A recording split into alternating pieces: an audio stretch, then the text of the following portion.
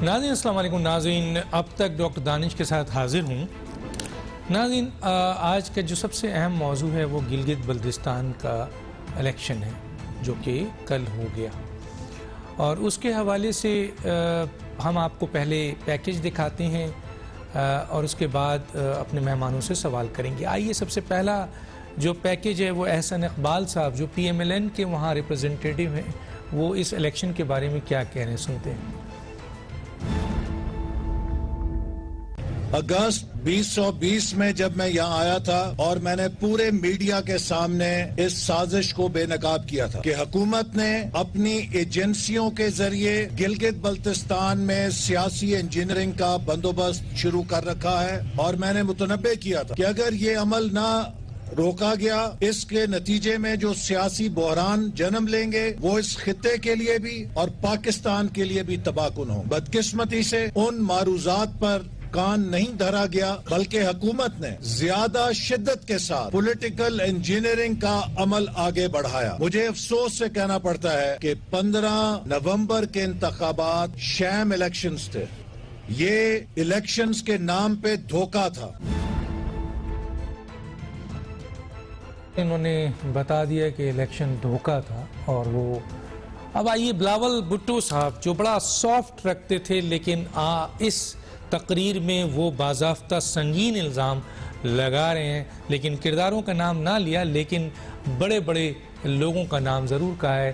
देखते हैं क्या कहते हैं। वोट्स में कमी की जाए, आपके सीट्स में कमी की जाए, आपके कैंडिडेट्स पे दबाव डाला गया। बड़े बड़े लोगों ने उनको पैगामात भेजे कि भुट्टो की पार्टी छोड़े, बीबी की पार्टी छोड़े, PTI में शमूलियत करे, आजाद जीते, आपका सियासत रहेगा, आप सियासत पे काम कर सकेंगे। मगर मैं सलाम पेश करता हूं सवाए एक लोटा पाकिस्तान पीपल्स पार्टी का हर कैंडिडेट पाकिस्तान पीपल्स पार्टी के साथ वफादारी निभाएगा। फिर उनका साजिश जारी रहा। आपका कैंपेन देख के, पाकिस्तान पीपल्स पार्टी का ताकत देख के कि कारगिल से लेके सियाचिन तक, सियाचिन से लेके यहां तक जगह जगह तो पीपल्स पार्टी ही है, भुट्टो ही है, शहीद बीबी ही है, जियाले है, जियाले ही है। तो फिर वो घबराना शुरू कर गए। फिर उन्होंने सामने आ गए, कानून का खिलाफ वर्जी करना शुरू कर दिए। वजीर एक के बाद एक पहुंचना शुरू हो गए। वजीर आजम खुद पहुंचा। हर तकरीर में कानून की खिलाफ वर्जी की गई, हर बयान में कानून की खिलाफ वर्जी की गई। मगर ये इलेक्शन कमीशन जिसका हम इज्जत करते थे, इन लोगों को जिनका हम इज्जत करते थे, जिनका काम था धांधली को रोकना, जिनका काम था आपका वोट का तहफ़्फ़ुज़ करना, जिनका काम था गिलगित बल्तिस्तान के अवाम के वोट पे डाके डालने को इजाजत नहीं देना, हुकूमत को रोकने के बजाय, वज़रा के रोकने के बजाय वो हुकूमत के साथ खड़े रहे और अपोजिशन को निशाना बनाए थे।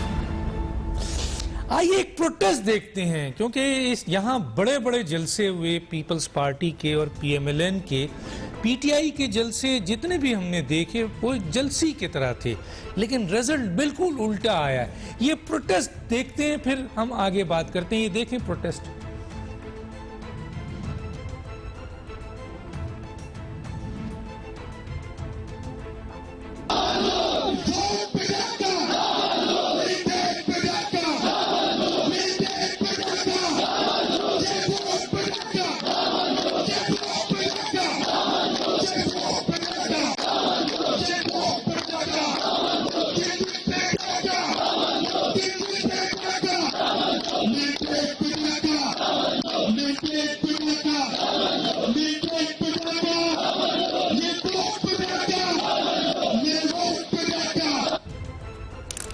ये प्रोटेस्ट आपने देखा जिसमें लग रहा था कि जी पूरी गिलगित बल्तिस्तान निकल आया, ऐसा लग रहा है। लेकिन इन संगीन इल्ज़ामात को जो एहसन इकबाल और बिलावल भुट्टो साहब ने लगाया है और इस इलेक्शंस को उन्होंने जो है वो नामंजूर कर दिया है और बल्कि कहा है कि चोरी किया है, डाका डाला गया है, बहुत कुछ कहा गया है। उसको हुकूमत की तरफ से उन इल्ज़ामात को रद्द कर दिया गया है और इन इल्ज़ामात को रद्द करके हुकूमत ने ये कहा है कि ये साफ और शफाफ इलेक्शन थे। इस इशू पे बात करेंगे। मेरे साथ जो गेस्ट हैं आइए उनका तारुफ कराते हैं। मेरे साथ जैड अमजद शोएब साहब, आपका बहुत शुक्रिया सर, आपने हमें ज्वाइन किया। मेरे साथ हैं हफीजुल्लाह नियाजी साहब, सीनियर सहाफ़ी, बड़ा नाम है आपका, बहुत शुक्रिया सर, आपने हमें ज्वाइन किया। और मेरे साथ हैं पलवशा खान, मरकज़ी deputy information secretary, Pakistan Peoples Party, आपका बहुत शुक्रिया, आपने हमें ज्वाइन किया। एक छोटे सा ब्रेक पे वापस आते हैं।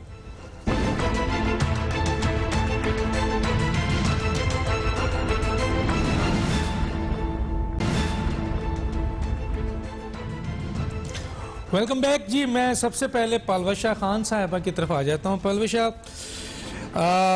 बहुत बड़े बड़े जलसे थे पीपल्स पार्टी के, बिलावल के, बहुत टाइम दिया उन्होंने, हालांकि माजी में आपके 14 सीटें रही हैं, लेकिन ये जो इस वक्त जो आपके बिलावल भुट्टो ने स्पीच की है उसमें उन्होंने जो हिस्सा मैंने इस वक्त दिखाया उसमें उन्होंने सख्त तरीन और संगीन तरीन इल्ज़ाम लगाया है कि बड़े बड़े लोगों ने पीपल्स पार्टी के कैंडिडेट को प्रेशराइज किया या तो पीटीआई में शामिल हो जाएं या आज़ाद उम्मीदवार की हैसियत से इलेक्शन लड़ें तो आपकी सियासत बचेगी। क्या कहेंगी इसके ऊपर आप?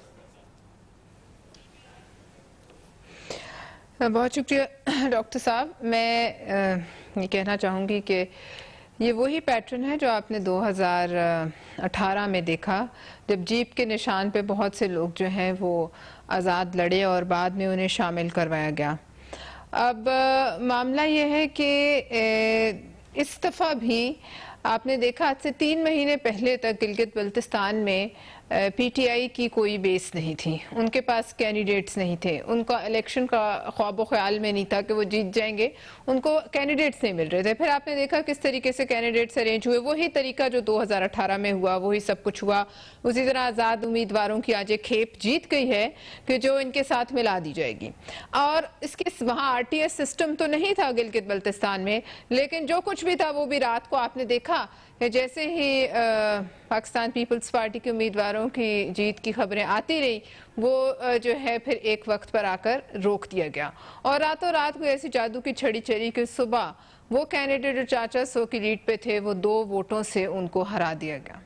अब बात ये डॉक्टर साहब, ये गो के पहले, इससे पहले गिलगित बल्तिस्तान इस मुल्क की सियासत में कभी इतनी इम्पोर्टेंस नहीं ले सका जो बिलावल भुट्टो साहब ने वहाँ जाकर उस खित्ते को दी, और उनकी वजह से और उनकी कैंपेन की वजह से वो खित्ता जो है आज आपकी कौमी सियासत पे छाया हुआ है। लेकिन बात यह है डॉक्टर साहब कि क्या ये तमाम चीज़ें जो हैं इनको एक दफ़ा फिर हज़म कर लिया जाए, और वो भी इस वक्त हज़म कर लिया जाए कि जिस वक्त अपोजिशन एक इत्तेहाद में और एक तहरीक की जानिब बढ़ रहे हैं।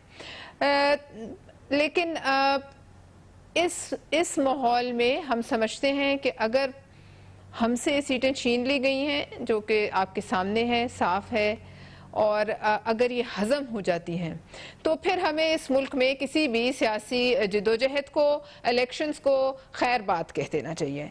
क्योंकि इन हालात में कि जहां हुकूमत को ये पता नहीं है कि उसने आगे कितने महीने चलना है, एक छोटे से जलसे से वो इस कदर जो है परेशान हो जाते हैं कि वो पूरे मुल्क में जलसों पर जो है वो पाबंदी लगा देते हैं। अभी तो पीडीएम के 2-3 जलसे हुए हैं, उन पर ही ये इतने घबरा गए हैं कि इन्होंने आज ये ऐलान किया है कि अब पूरे मुल्क में हम जलसे नहीं करेंगे।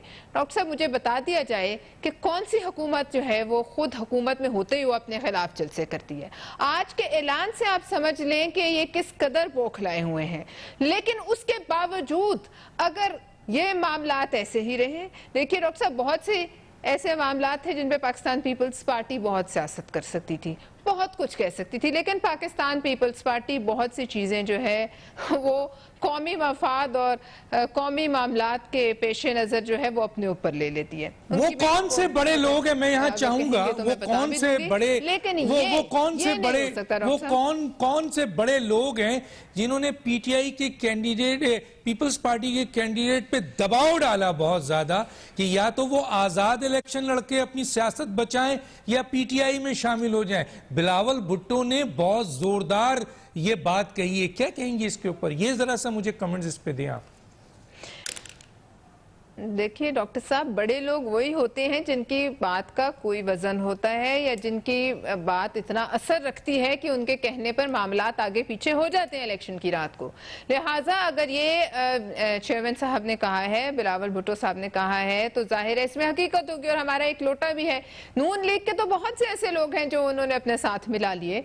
और अब ये बताइए, रातों रात जो कैंडिडेट्स आजाद आए हैं, ये कहाँ से आए हैं?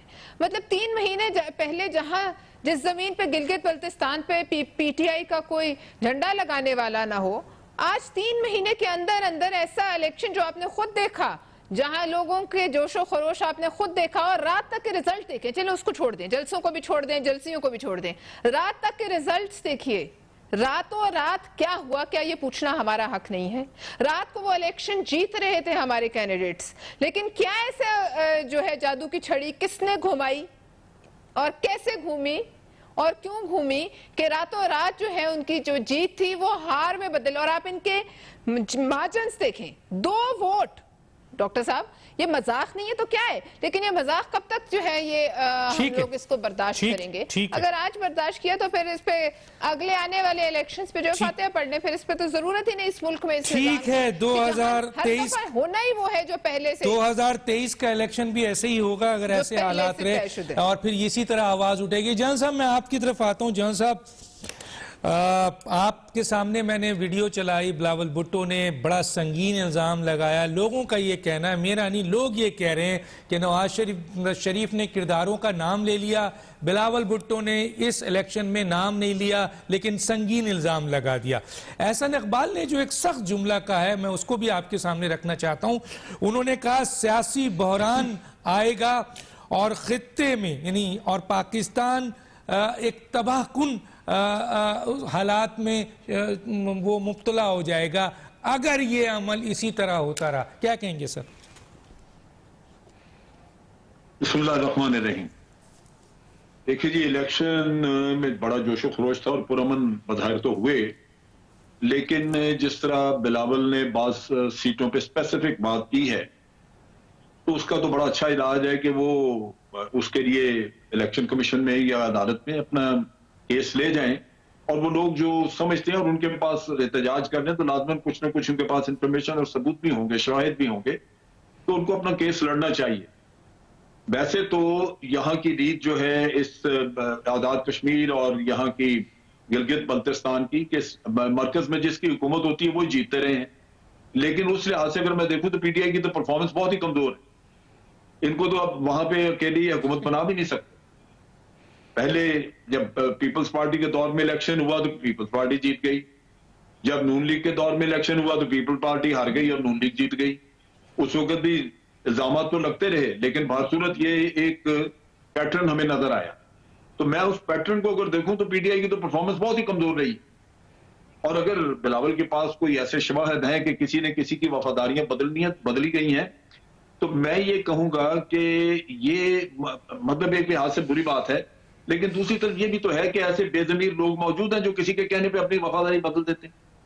उनका क्या काम है सियासत? उन लोगों को तो सियासत से वैसे ही आउट कर देना चाहिए, क्योंकि ये इस तरह का जो दबाव थोड़ा बहुत लेके अपनी वफादारियों को बदलता है, क्या वो सूटेबल आदमी है? क्या वो हमारे लिए कारआमद होगा मुल्क के लिए? उसको तो कहीं से भी थोड़ा सा दबाव आया तो वो छूट जाएगा। तो ये चीजें भी देखनी चाहिए हमें। जब ये लोग हमें मिलते हैं, किसी पार्टी को मिलते हैं, वो उस वक्त वेलकम कर लेते हैं, वो लिहाजा पनपते रहते हैं जब उनका जी चाहता है। अब आप देखिए कि आपको याद होगा कि इमरान खान ने इन लोगों के बारे में, ये जो इंडिपेंडेंट इलेक्शन लड़ते हैं, आजाद उम्मीदवार, इनके बारे में बहुत कुछ कहा था कि इनको इलेक्शन में वोट ना दें, ये ब्लैकमेल करते हैं, ये है वो है। अब एक टेस्ट सामने है, पहले भी इंडिपेंडेंट्स को वेलकम किया इन्होंने, अब भी कर लेंगे। तो ये असल दुख वहां पे है जहां जब आपको हुकूमत बनाने के लिए जरूरत पड़ती है तो हर पार्टी ये काम कर लेती है, और जब अपनी पार्टी से छूटते हैं तो फिर हम बाबेला मचाते हैं। तो ये ओवरऑल आपकी पॉलिटिक्स के लिए, मुल्क की सियासत के लिए ये कोई अच्छी चीज नहीं है। बारसूरत यहाँ पे जो परफॉर्मेंस मुझे नजर आ रही है वो तो पीटीआई की परफॉर्मेंस बहुत ही कमजोर है उस लिहाज से कि अगर मैं पैटर्न देखूं आजाद कश्मीर और गिलगित बल्तिस्तान का, तो वहां तो बड़ी ठीक ठीक मेजोरिटी से ये पार्टियां अपनी हुकूमत बनाती रही बारी बारी। सर अगर ज़मीनी एक बात जो मैं रखना चाहता हूँ वो ये है कि ज़मीनी हक़ाइक़ के बरखिलाफ़ अगर इलेक्शन का रिज़ल्ट आएगा तो ना तो उसको सर सियासी जमातें कबूल करेंगी, ना उसको आपके क्या कहते हैं आवाम कबूल करेगी, और ना उसको महज़िब दुनिया कबूल करेगी। एक तो ये है सर। अब आप देखें ना जलसी हो रही थी पीटीआई की, और जैसे इन्होंने कहा कि उनके पास तो कैंडिडेट नहीं थे सर, तो आज बिल्कुल उलट हो गया। तो अब उलट जो हुआ है इस पर संगीन इल्ज़ाम जिस तरफ जा रहा है, और ये जो मौजूदा हुकूमत है ये कौम को तकसीम कर रही है, बज़ाहिर ये तकसीम नजर आ रहा है। सर क्या कहेंगे? नहीं, तकसीम तो हर इलेक्शन पे होती रही है, क्योंकि हर इलेक्शन पे किसी को आरओ का इलेक्शन कहा गया, किसी को कुछ कहा गया, और ये नहीं है। ये आप ज़हन में रखिए कि हर पार्टी कोई ना कोई धांधलियां तो ये करते हैं। जो मियां साहब जिन्होंने जाली डॉक्यूमेंट्स दी थी सुप्रीम कोर्ट में, आपका क्या ख्याल है कि वो इतने परहेजगार हैं कि वो नहीं करते होंगे ये काम? जो सुप्रीम कोर्ट में डॉक्यूमेंट्स दे सकते हैं वो जाली वोट नहीं पढ़वा सकते? ये नहीं, ये सबका दुख है। आप समझते हैं कि बिलावल साहब ने इलेक्शन कमीशन या इमरान खान की तरफ इशारा किया है? उन्होंने जिसको किया है वो खुद बात करें, खुल के बात करें। मैं क्यों उनके मुंह में अल्फाज डालूं या किसी के कहूं? अगर वो किसी की तरफ इशारा कर रहे हैं तो उनको शर्म आती है, खुल के बात करें। जी पलवशा बोलें जल्दी से, फिर मैं जाऊं न्याजी साहब की तरफ। आपको बहुत डॉक्टर साहब आपको बहुत शौक हो रहा है अपना शो फिर बंद कराने का, तो आप बेहतर ये है कि खुल के बात पे ना ही जोर दें तो अच्छा है। वो जिस दिन खुल के बात करनी होगी वो भी बिलावल साहब खुल के बात कर देंगे। लेकिन एक बात आपको याद है डॉक्टर साहब के शेख रशीद ने इलेक्शन से पहले ही ये रिजल्ट्स जो हैं आकर अनाउंस कर दिए थे, तो जहां ये वफाकी वज़रा के पास पहले ही रिजल्ट्स पड़े हों उस इलेक्शन पे क्या कमेंट करें आप? ठीक है, मैं न्याजी साहब की तरफ जा रहा हूं। मैं तो वो बात उठा रहा हूं जो वीडियो में बिलावल भुट्टो साहब ने उठाया है, एहसन इकबाल साहब ने उठाया है। मैं तो पूछ रहा हूं आप लोगों से कि ये किस तरफ और क्यों और कैसे है, क्या है, ये वाकई ऐसा है या नहीं है? जी न्याजी साहब क्या कहते हैं? डॉक्टर साहब, पलोशा की भी बातें आपने सुन ली, और सामने जनरल साहब की भी जो एक थीसिस सामने आया है। मैं उसमें तो ये देख रहा था कि जनरल साहब ने की एक बात है, मैं यकीन जानूं कि जनरल साहब का मैं दिल की गहराइयों से एहतराम करता हूँ। He is a thorough gentleman. मेरा ख्याल है कि जो है मुझे अच्छा भी नहीं लगता कि इनके सामने कोई ऐसा नैरेटिव करूँ जो इनकी तबीयत पे ग्रांग उतरे, लेकिन असल मसला ये है कि चूंकि मुझे इनकी हर बात से इख्तलाफ होता है, ये मेरी बदकिस्मती है। डॉक्टर साहब एक तो ओवरऑल के देख लें कि ये एक लफ्ज़ आपने सुना होगा ऑल माइटी, ये हम अल्लाह मियाँ के लिए यूज़ करते हैं। मेरे पाकिस्तान के अंदर ये जो है ना, ये हमारा ऑल माइटी कोई और चीज़ है। वो कहते हैं ना जी, ये जब लाठी मेरी है तो भैंस क्यों तुम्हारी है। समझने की कोशिश करें कि इस मुल्क के अंदर एक जो है ना, कहते हैं कि कोई तो है जो निज़ाम में रियासत चला रहा है। ये जो धांधलियाँ होती हैं ना, जनरल साहब ने तो बड़े आराम से फरमा दिया है कि जी नवाज शरीफ ने वो जाली डॉक्यूमेंट्स दिए सुप्रीम कोर्ट में। उधर मुझे पता चलना चाहिए वो कौन से जाली डॉक्यूमेंट्स हैं जो उन्होंने दिए हैं, कि सुप्रीम कोर्ट ने जो उससे सजा दी है वो अकामे पे दी है, और अकामा इनको हमारे दोस्तों ने यूएई में और अमेरिकी जो CIA बैठी है उन्होंने निकाल के दे दिया था। उनके क्या मुफादात थे और कौन से मुफादात हमारे और हमारे दारों के कॉमन हो गए। ये एक अजीब एक और दिल को कहना चाहिए कि दिलगुजार दास्तान है। तो ये एक इवल इन द सिस्टम है। वो ये है कि वो मौजूद है। यहाँ पे यूसुफ गिलानी है, इमरान खान आए, शौकत अजीज आए, जुनेजो आए, नवाज शरीफ आए, लेकिन एक परमानेंट चीज है, और आप देखेंगे कि वो गैर मरीज तौर पे वो अपने एहसास भी दिलाता रहता है, सिस्टम से कंट्रोल में होता है। देखते नहीं है कि एक वजीर आजम है और ग्रेड 18 का बंदा बैठा GIT का, उसका हिसाब किताब ले रहा है। GIT के अंदर जो बंदे हैं उनके देख लें, उनकी जो हो सकता है जुर्रत, मैं ये नहीं कहता तो नहीं होनी चाहिए, होनी चाहिए। कानून क्या कि हर बंदा बराबर है, जजेस भी 18, 19, 20 ग्रेड के होते होंगे, लेकिन जिस तरीके से बेईमाना तरीके से एक वज़ीर आज़म को बता दिया था कि रियासत के असल मालिक कौन है, इसको मैं कहता हूँ feed in the system, evil spirit in the system. Which permanently there. हम इधर उधर मार रहे हैं जी। नवाज शरीफ ने चूंकि जाली दस्तावेजात दिखाई जो मेरे तक मैंने तो नहीं देखी, मैंने तो देखा कि उनके ऊपर इवन करप्शन के केसेस भी एक भी साबित नहीं हो गए कौम के कौन से एक्सचेकर के दौलत उन्होंने इस्तेमाल की अदालत के अंदर। और झूठ जो है उसका कोई चूंकि सहूलत होती है जो उसे जितना मर्जी बढ़ा दें, फैला दें, घटा दें, दरमियान में ले आए ना ले आए, सच एक परमानेंट फीचर है। तो अब क्राइसिस ये है कि ये जो गिलगित बल्तिस्तान के इलेक्शन का रोना रो रहे हैं, क्या ये 2018 से बड़ी वारदात है? उससे बड़ा कि 22 करोड़ लोग हैं मुल्क में। मैं एक और एंगल से देखता हूं, मैं ये कहता था कि यार कुछ भी हो, 22 करोड़ लोग हैं मुल्क में, बेईमानी करना बड़ा मुश्किल है। दिल गुर्दा चाहिए कि लोगों की आंखों में धूल झोंकने के लिए, लोगों को अंडरमाइन करने के लिए, इनफैक्ट ये लोगों की बेइज्जती करना है। वो कहते हैं ना वोट को इज्जत दो, वो कहते हैं बयानिया गलत हो गया है। यानी कि बयानिया जो लोग कह रहे हैं कि वोट को इज्जत दो वाम है, चाहे वो साले बेचारे ना होने के बराबर हैं। बिलावल साहब के भी कोई 2-3 दर्जन आ गए हैं। आज ठाठे वादा समुंदर भी जो था 1-2 दर्जन थे। आखिरी बात मैं कहता हूं, क्योंकि ये बात जितनी आप फैलाते जाएंगे ना, इसको समेटना मुश्किल होगा, क्योंकि ये कोई ये आज की कसूर नहीं है। ये बेचारे तो इनको तो एक लेगेसी मिली है जिसको कैरी करना है, कंधे पे आ गई है। और आज तक हमारे जो बड़े हैं उनको पता ही नहीं है कि when the enough is going to be enough. इनको पता ही नहीं है कि उनको चाहिए क्या इस मुल्क में। एक सिस्टम जो है, मुझसे लोग पूछते हैं, मेरे अमेरिका से दोस्त आए थे आज, मुझे पूछते हैं कि 2021 के अंदर आप कौन सा पाकिस्तान देख रहे हैं? माशाल्लाह होगा, जमहूरियत होगी तो किस किस्म की होगी? है हमारे ऊपर कि 70 साल के बाद, हर 4-5 साल बाद मैं ये बताने से कासर हूं कि इस मुल्क का अगला निजाम कौन सा होगा। हमने हर तरह का दिखा दिया। हमने जुनेजों को लेके आए, हमने जमाली साहब आजमा लिए, हमने नवाज शरीफ साहब आजमा लिए 1988 में, हम इमरान खान ले आए, हमने 4 किस्म के मार्शल लगाए, चारों किस्म के अपनी फर्क किस्म के मार्शल आते। कोई दुनिया का मुल्क है जिसने 12-13 सिस्टम अप्लाई किया हो 70 साल में? हमने 54 से लेके 58 तक 6 वज़ीर आज़म तब्दील कर दिए। नेहरू कहते थे मैंने पजामे नहीं तब्दील किए।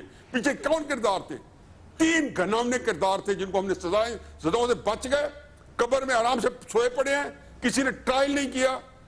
गुलाम मोहम्मद, जनरल सिकंदर मिर्जा और general Ayub Khan.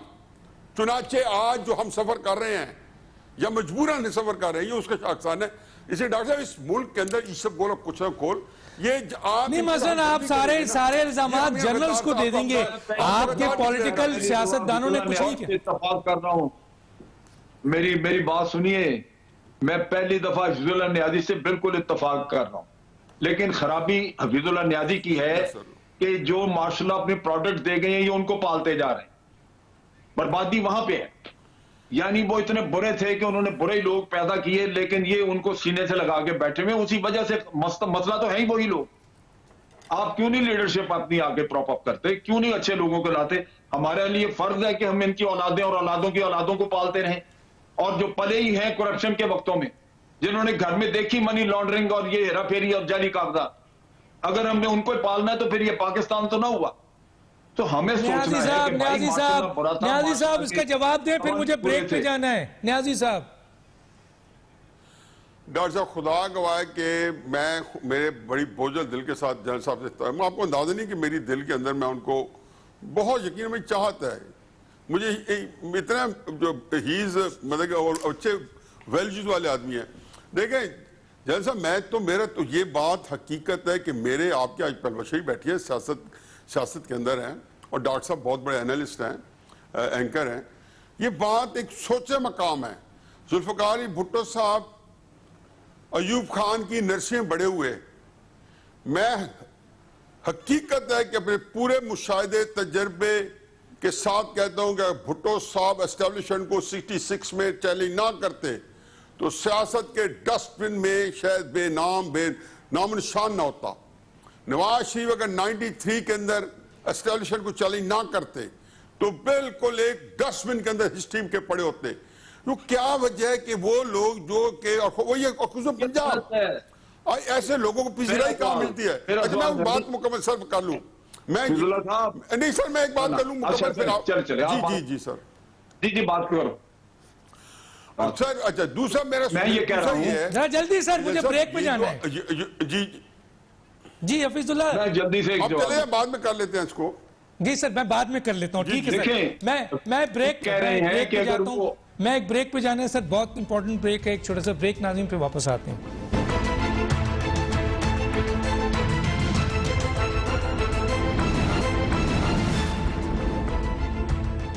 Welcome back. मैं इस सेगमेंट में हफीजुल्लाह न्याजी साहब की तरफ ही आ जाता हूं ताकि वो अपनी बात को कंटिन्यू भी करें और ये भी बताएं सर कि पीएमएलएन का भी दावा है कि तकरीबन 8 अफराद उनके तोड़े गए हैं, 8 अफराद पीटीआई वालों ने। क्या कहेंगे सर?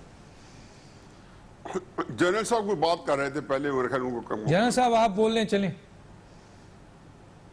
जी, मैं ये कह रहा था कि न्याजी साहब जो बात कर रहे हैं कि अगर वो एस्टेब्लिशमेंट को या चैलेंज न करते मार्शल्लाह को, भुट्टो साहब या 93 में ये हमारे नवाज शरीफ साहब, तो ये शायद मामला चलता रहता। मैं इससे इख्तलाफ इसलिए कर रहा हूं, मैं बुनियादी तौर पे मार्शल्लाह के खिलाफ हूं। आप तो बात की बातें कर रहे हैं, मेरे तो आर्टिकल फॉरेन पॉलिसी मैगजीन में छपा हुआ मुशर्रफ के खिलाफ उसके दौर का, मैंने कभी इस चीज को अप्रूव नहीं किया। मुझे दुख इस बात का है कि अगर ये पहले दिन ही मार्शल्लाह को रिजेक्ट करते तो मार्शल्लाह 8 दिन में न चलता।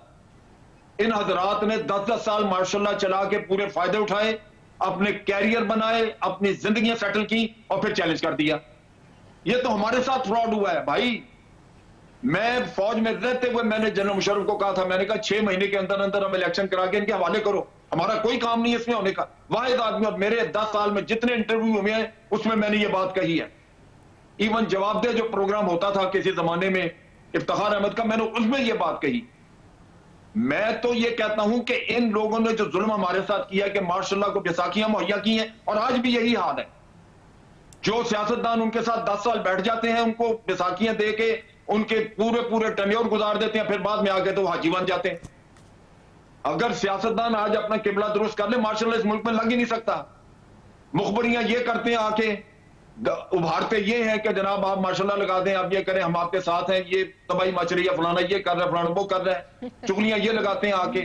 जब मार्शल्लाह लग जाता है तो उनकी बैसाखियां बन के साथ ये बैठ जाते हैं। 10 साल तक उनकी पार्लियामेंट उनके सारे गैर कानूनी कामों को ये लीगलाइज करते हैं और फिर उसके बाद ठीक हो जाते हैं। फिर ये जमहूरे बन जाते हैं सारे सबसे बड़े। खराबी यहां पे है। अब ये दुरुस्त हो जाए, अगर आप अपने इन लोगों के मिजाज दुरुस्त कर दें। हक हुक्मरानी इन्हीं का है, अवाम के इलेक्टेड लोगों का हक हुक्मरानी, उसके अलावा और किसी का नहीं है। लेकिन वो बंदे तो ठीक हो ना। अगर वो भी सारे 3 अभी पलबशा बैठी है, मैं बची है हमारी, लेकिन मैं एक चीज इसके सामने भी मैं रखता हूं, 3 दफा पीपल्स पार्टी ने इलेक्शन लड़ा, रोटी कपड़ा मकान पे मिल गई रोटी कपड़ा, और इसी तरह इन्होंने किया है। और फिर अभी ये हमें एशियन टाइगर बनाने वाले थे, अब ये 50 लाख मकान बनाने वाले आ गए, तो अवाम किधर जाएंगे? जी न्याजी साहब, यहां दुरुस्त होने वाला भाई। जी न्याजी साहब। लेकिन डॉक्टर साहब, जनरल साहब ने जो बातें कही है सूली तौर पर सारी दुरुस्त है। मैं तो कभी ये नहीं कहता हूँ कि जो सियासतदान या सोसाइटी कोई और सेगमेंट बड़ी जिम्मेदार है। पहली तो बात समझे कि हमारी जो पाकिस्तान की जो सोसाइटी है वो बड़ी एक डीजनरेट हो चुकी है। इसके अंदर बेशुमार खराबियां हुई हैं। ये 47 से जो कुछ थोड़ी बहुत कोई इकदार थी, जो अंग्रेज के वक्त में कुछ कायम थी, वो ऐसा खराब हो तितर बितर हुई है। हर सोसाइटी का बंदा जो है ना अपने तई पे उसकी मोरालिटी जो है लोएस्ट स्टेप पे है। हर इंस्टीट्यूशन जो है वो मॉरली इखलाकी तौर से मुराद यह है कि जिन जो इकदार के लिए वो नीचे गया है। मेरा इशू है ही नहीं। मेरा इशू ये सियासतदान देखें, मैं तो वो भी सियासतदान थे कि अप्रैल 1953 के अंदर 17 अप्रैल 1953 था शायद, ख्वाजा नाज़िमुद्दीन जो बानी पाकिस्तान है, जो कि कायद-ए-आज़म के राइट हैंड मैन है, जिनको मशी पाकिस्तान के वज़ीर आला बने गए और इतना बड़े आदमी थे, उनको डिसमिस कर दिए गए समरी ट्रायल के। उसी दिन मोहम्मद अली बोगरा से जब वज़ीर आज़म का हल्फ उठाया तो जो असेंबली चुनने वाली थी वही थी जिन्होंने पाकिस्तान बनाया था। फिर कन्वेंशन लीग जो बनी वो उसी असेंबली के सियासतदानों से बनी। ये सियासतदान जो जाता गया इसके साथ अपनी अपनी कब्र खोदता गया। अयूब खान ने 1300 सियासतदान एब्डोस कर दिए, पाबंदी लगा दी। आपने भुट्टो साहब को फांसी दे दी। अगर कोई बने भी थे उसके बाद सियासतदान, तो उनकी भी बेखुनी होती रही। यानी कि हर दफा अभी तो जिसको कहना चाहिए कि नवाज शरीफ को खत्म किया जाएगा, तो इमरान खान साहब या कोई नए शहकार या फनकार आएंगे, तो वो भी एक, उसका मतलब ये ना समझे को आपके पाबंद होंगे। हमेशा मैं कहता हूं कि जो बंदा एक दफा पब्लिक के पास चला जाता है, वोट लेता है, वो बिल्कुल और माइंड सेट होता है। जो कंटोनमेंट में बड़ा होता है, जो एकेडमी में बड़ा होता है, वो एक और माइंड सेट होता है। कोई बुरे माइंड सेट की बात नहीं करता हूं, ये ऑल टुगेदर डिफरेंट ट्रेनिंग है। जैसे आप सियासतदान को भेजते हो और कहते हो वोट लेके आओ, और वोट लेके आता है, तो मुशर्रफ साहब को भी जमाली जैसे बंदे को, मुशर्रफ ज़ियाउल हक को हैंड पे जुनेजो से बंदा बर्दाश्त नहीं हो सका था। ये अब झूठ बोलते हैं ना कि नवाज शरीफ को गुजारा नहीं होता। मैं कहता हूं कि पाकिस्तान का एक वजीर आजम नाम बता दें जिसके ये कहें कि हम गेट अलॉन्ग कर रहे हैं। इमरान खान साहब के साथ गेट अलॉन्ग कर रहे हैं, ये अभी इक़्तिदार में नहीं। इमरान खान साहब को तो मैं क्रेडिट देता हूं कि उसने यकीन आनो के एस्टेब्लिशमेंट को अपनी औकात में रखा हुआ है। डॉक्टर साहब मत भूलें, हमारी आंखों के सामने जनूबी पंजाब में पार्टी बनाई गई। मैंने तो नहीं बनाई थी, जनरल साहब ने तो नहीं बनाई थी, कुछ लोगों ने बनाई होगी। इमरान खान साहब को क्रेडिट दें कि अगले दिन उसे प्रेस कॉन्फ्रेंस की, उसने कहा मैं हर बंदे के सामने बंदा खड़ा करूंगा। एक दिन बाद देखा कि बनीगाला वो सारे के सारे पार्टी वाले बैठे थे, जो पूरी party, organisation, president, general secretary सारे के सारे अनाउंस हो गए। वो गले में दुपट्टे डाल के तहरीक इंसाफ के झंडे के इमरान खान के लेफ्ट राइट बैठे थे। ये इमरान खान साहब की हिम्मत है। उसने ये बात छीन करी थी। फिर सेनेट के इलेक्शन में क्या हुआ, तय हो गया था। इमरान खान साहब ने वोट संजरानी को दे दिए, बाप वालों को, और बाप ने अपना बाप बना लिया जरदारी साहब को। जब उन्होंने अनाउंस किया कि हमारे वोट जरदारी साहब के हैं, तो शोर ही मच गया कि इमरान खान साहब कह चुके थे, मांडी वाला चेयरमैन आ रहे थे, हमारे सामने आ रहे थे। जब मांडी वाला चेयरमैन आ रहे थे, इमरान खान साहब को जब सेकंड थॉट आया, उन्होंने ऐलान कर दिया, उन्होंने कहा मैं सेनेट में अपने चेयरमैन ला रहा हूं। तो जहां जफरुल हक साहब ने आना था, मांडी वाला ने आना था, इमरान खान साहब का कैंडिडेट आ रहा था। अगले दिन उन्होंने मांडी वाला साहब को वाइस चेयरमैन बना के उसी सेनेट में नारे भी लगे, एक जरदारी सब पे भारी, और इमरान खान साहब की मौजूदगी में नारे लगे। तो आज भी गिलगित बल्तिस्तान का इलेक्शन, ये पलवशियां बैठी हैं, हो सकता है इनको रॉब किया गया हो, लेकिन खुदा गवाह है कि इमरान खान साहब को हुकूमत ना दे के देखे एस्टेब्लिशमेंट, उनको पता, उन्होंने ये ठीक है कि आजाद देख के उन्होंने इनका चेक लिस्ट बना दी है। पंजाब में भी उनको कोलिशन दे दिया है, मरकज में कोलिशन दे दिया है, वो चल भी नहीं पा रही। पाकिस्तान पूरा स्टैंड स्टिल पे है। कि ये हाल था नवाज शरीफ के वक्त में पाकिस्तान का, या पीपल्स पार्टी के वक्त में, गैर गुजरे हालात में, जबकि हम बहुत मुश्किलात में थे। ये हालात नहीं थे जो पाकिस्तान के आज हैं। जाने तो न जाने, भूली न जाने, बाग तो सारे जाने। देखिए क्राइसिस, जनरल साहब ये नहीं है कि सियासतदान ने क्या किया। मैं ये कहता हूं कि जो भी गंदा स्टफ है इनको पब्लिक को कहने दे। मैं आपको कहता हूं, मैं कई दफा कह चुका, मैं 2 इलेक्शन अमेरिका के डॉक्टर साहब अपने पे गुजार के आया हूं। ठीक, दोनों दफा रोनाल्ड रेगन जो है वो कैंडिडेट थे और मैंने काम किया था रिपब्लिकन के लिए। मैं खुदा का तब भी कहता था, और मैंने फिर इमरान खान साहब को 2002 का इलेक्शन लड़ा, पूरा साल मैं मियां वाली बैठा, उनको सीट वो लेके दी जो कहते हैं कि उनका रेजिडेंट है। इसमें सियासत में उनके आने की वजह वजूद वो मियां वाली की सीट है। आज कहते हैं वो ना होती तो मैं ना होता। अभी भी कह रहे थे पिछले इंटरव्यू में, वो सीट मैंने सिंगल हैंडेडली जो है ना 1 साल पूरा बैठ के अपना कारोबार तबाह करके दी। ठीक, अब मैं उसमें से एक बात करना चाहता हूं।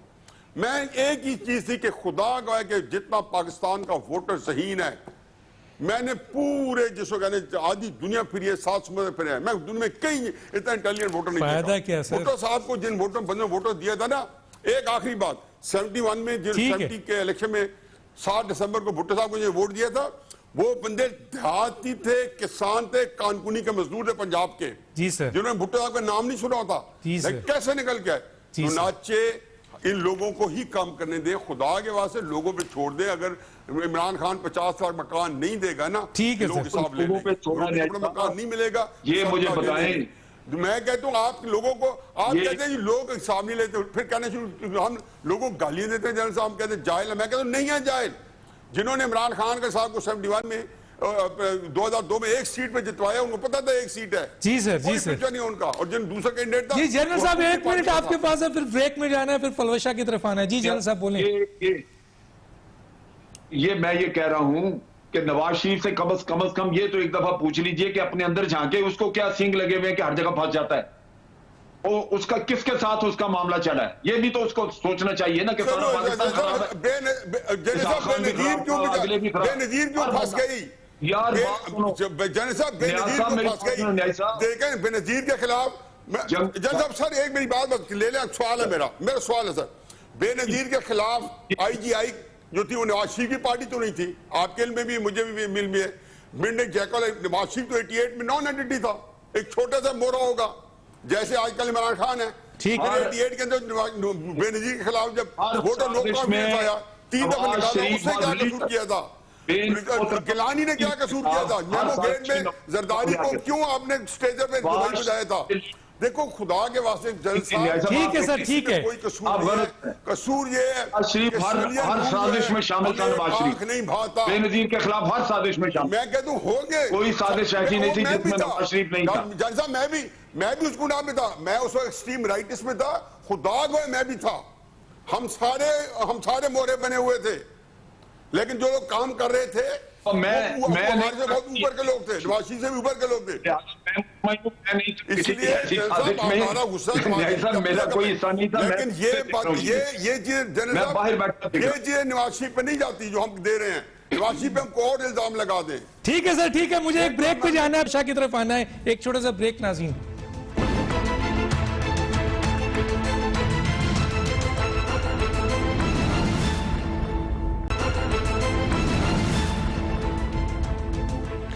Welcome back. जी परवशा, आप क्या कहेंगे? आपका टाइम ये ले गए, लेकिन क्या बोलेंगे अब आप? नहीं कोई बात नहीं जी। डॉक्टर साहब मैं समझ रही थी कि हमें थोड़ी सी डिबेट वापस ले आनी चाहिए, ये जो इलेक्शंस के मामलात हैं इस पे। अब बात असल ये है कि जनरल साहब को भी पता ही होगा कि पीपल्स पार्टी ने बिल्कुल रोटी भी दी, कपड़ा मकान, ये अपने जो मंशूर का हिस्सा था, उनका नारा था, उससे बिल्कुल वो पूरा उतरे। आपको पता है लाखों लोग जो है बेनज़ीर इनकम सपोर्ट में मदद लेते रहे, 125% तनख्वाहों में इजाफा हुआ, 6.9 मिलियन जॉब्स, नौकरियां जो हैं पीपल्स पार्टी ने अपने 5 साल में जो है जनरेट की। चले सबको ना मिला होगा, लेकिन ऐसा तो नहीं हुआ कि 50 लाख घर कह के और लाखों लोगों के सर से आपने छत छीन ली। ऐसा भी नहीं हुआ कि जो GDP है वो मनफी इन दोनों हुकूमतों में, दोनों पार्टीज के दौर अदवार में मनफी में चली गई हो। ऐसा भी नहीं हुआ कि IMF के हाथ हम इस कदर गिरवी हो जाएं कि हमारे पास और कोई रास्ता ही ना हो, कह के हम कुछ आए हो। ऐसा भी नहीं हुआ कि आपने कहा बाहर से आकर लोग नौकरियां करेंगे, 50 लाख लोगों को आपने जो है वो घर देने थे, 1 करोड़ नौकरियां देनी थी। सिर्फ बाहर से जो 2 लोग आए हैं जिनको नौकरियां यहाँ मिली हुई है, एक जुल्फी बुखारी और एक जहांगीर तरीन। अब मुझे बताइए डॉक्टर साहब, क्या ये इतनी बेवकूफ कौम है कि इधर अगर आप भेजते भी हैं इलेक्शन में किसी को वहां कैंपेनिंग के लिए, तो कौन जाता है? जुल्फी बुखारी, कौन जाता है गंडापुर, कौन जाता है मुराद सईद? आप मुझे खुद बताएं, नेशनल डिस्कोर्स में न्याजी साहब बता दें कि इन तीनों साहिबों की क्या जो हैसियत है नेशनल पॉलिटिक्स में, ये तीनों कहाँ खड़े होते हैं? जुल्फी बुखारी तो वो शख्स है जो बाहर से आया है, जो खुद अपनी नौकरी की तलाश में है, कभी उसकी नजर रोजवेल्ट होटल पे होती है,